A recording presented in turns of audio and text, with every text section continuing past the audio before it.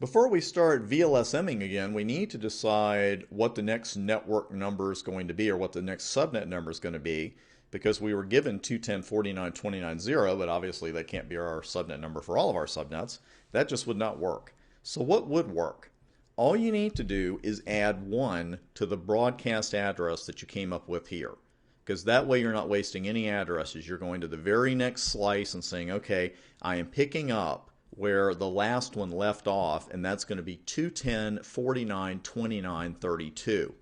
And what I do is just write it out like this, write it out in binary, and remember to update your network number, because now it's 210.49.29.32.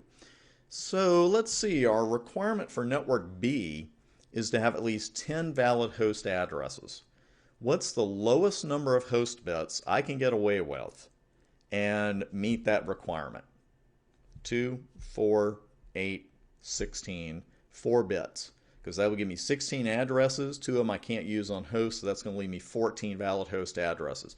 You could use your discretion in the real world there and say, well, do I want it to be that restrictive? Do I want to back off one?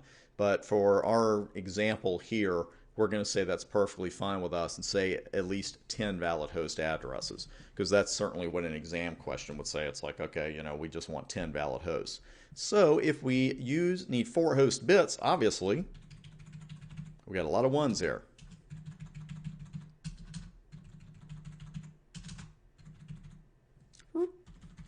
There we go. That's our subnet mask /28. So we know that our subnet for network B is going to be 210.49.29.32/28. We also know the subnet address itself will be 210.49.29.32. What's the broadcast address for the subnet? So you thought you were never going to use that again, didn't you? You thought you'd just use it on the exam. This is real world. This is as real world as it gets. Well, our broadcast address is that our 4 host bits are going to be set to 1.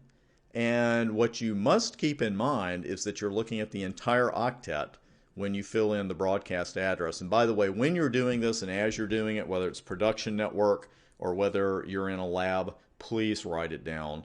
Just make a little baby Excel spreadsheet, make a little baby notepad. I don't care, but write this stuff down somewhere.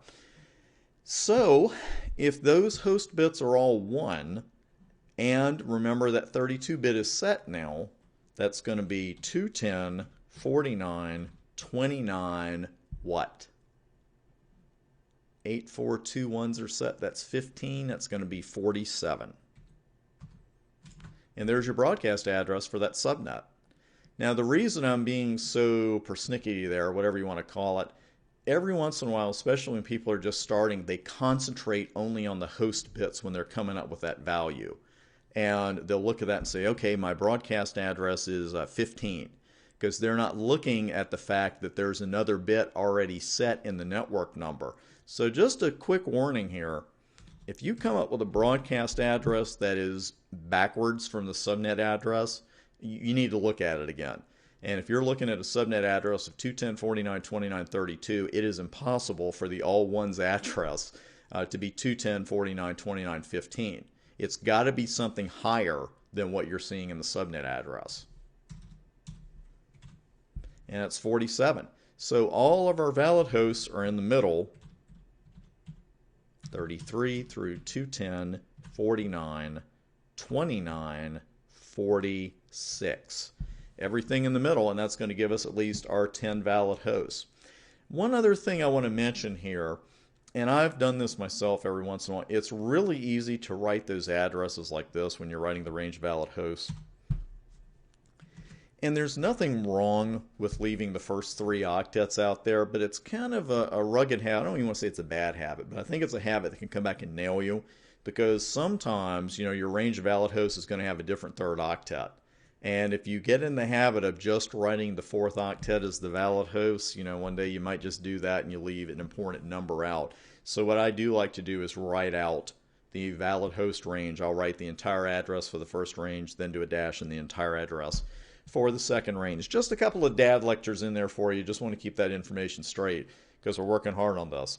and we want to keep it straight. So what is our next network number that we're working with? It's one up from the broadcast address, and that is going to be 210.49.29.48. And we will pick up right there on the next video.